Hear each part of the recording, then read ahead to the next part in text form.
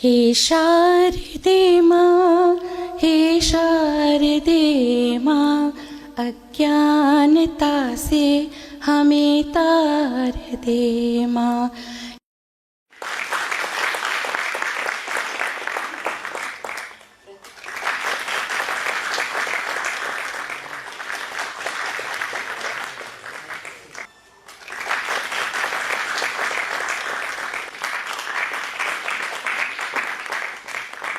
जैसे कि आप सब जानते हैं, बोली होती है, पहले बोलते हैं हम लोग, मीडियम ऑफ एक्सप्रेशन है। कोई भी किसी भी भाषा से कोई कैसे अपने ख्याल व्यक्त करता है, फिर वो बोली से भाषा बनती है और भाषा से फिर वो लिपि।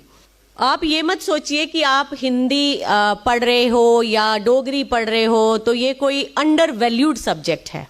जैसे कहते हैं ना, हर बच्चा जो है वो स्पेशल होता है। ये बात अलग है कि उसके पेरेंट्स की कैपेबिलिटी नहीं होती उसकी क्षमताओं को पहचानने की। ऐसे ही हर एक सब्जेक्ट जो है वो अपने आप में बहुमूल्य है। आप कुछ भी पढ़ते हैं और ऐसा कभी मत सोचिए कि ये सब्जेक्ट जो है, नहीं मैं तो थोड़ा सा इन्फीरियर बच्चा हूँ क्योंकि मैं और वाले मतलब हाई स्कोर सब्जेक्ट नहीं पढ़ रहा हूँ। और मैं बहुत मतलब पूरी ऑथेंटिसिटी से ये बात कह सकती हूँ कि आप में से कितने बच्चे होंगे जो ये सपने देख रहे होंगे, हम यूपीएससी करेंगे, पब्लिक सर्विस कमीशन करेंगे, बट हम ऐसा सब्जेक्ट पढ़ रहे हैं, हम नहीं कर सकते।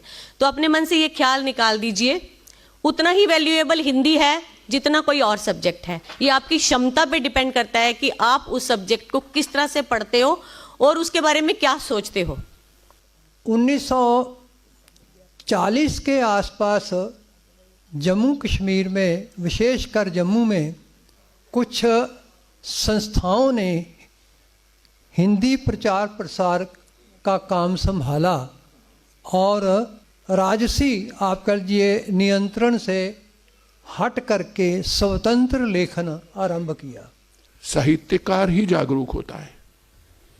यही कबीर कहते हैं, सुखिया सब संसार है, खावे और सोवे,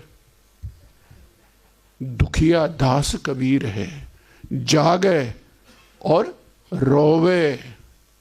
ये जो रोता है, बिलखना नहीं होता है रोना साहित्यकार का, वो चीखता है, वो अपनी बेचैनी व्यक्त करता है, वो अपने समकाल की परिस्थिति पर प्रश्न करना चाहता है, उसे बदलना चाहता है, यथास्थिति स्टेटस को तोड़ना चाहता है, इसीलिए कविता करता है। शिराजा आदि जो हमारी पत्रिकाएं आई, इनके माध्यम से जो कविताएं आई हमारे सामने, कहानियां आई, उपन्यास आए, तो ये एक परंपरा सी जो है ये चल पड़ी और इस तरह से अनेक प्रकार का साहित्य जो है वो लिखा गया। जो हमारी भाषा है ये हमारी पहचान है और हम लोग शायद इसको समझते नहीं हैं। खासकर जिस तरह से हमारा हिंदुस्तान में एक फैशन है, हम जैसे जम्मू में डोगरी कोई बोल के राज नहीं, तो इसीलिए हिंदुस्तान में भी हम कोई सोचते हैं कि अंग्रेज़ी बोलने वाला पता नहीं ज़्यादा काबिल होगा। मैं 2019 में एक बार गया कज़ाकिस्तान में, वहाँ एक वाइल्ड लाइफ की कॉन्फ्रेंस थी, तो कंट्री को रिप्रेजेंट मुझे करना था। तो मैं जस्ट आपके साथ शेयर करूँगा कि वहाँ नूरुल सुल्तान उनकी कैपिटल है कज़ाकिस्तान की आजकल। तो वहाँ एक शॉपिंग मॉल में गए, तो जब कुछ सामान वामान लिया तो लाइन पर लगे, तो एक लेडी थी, तो उसने मुझे कुछ बोला और मुझे कुछ समझ नहीं आया, तो फिर उसने रिपीट किया। तो अब वो चूँकि इंग्लिश में नहीं बोलते, तो मैंने उसको ऐसे ऐसे बोला, ये स्लोली स्लोली बोलो। तो फिर मुझे समझ आया, बोल रही है मेरा जूता जापानी।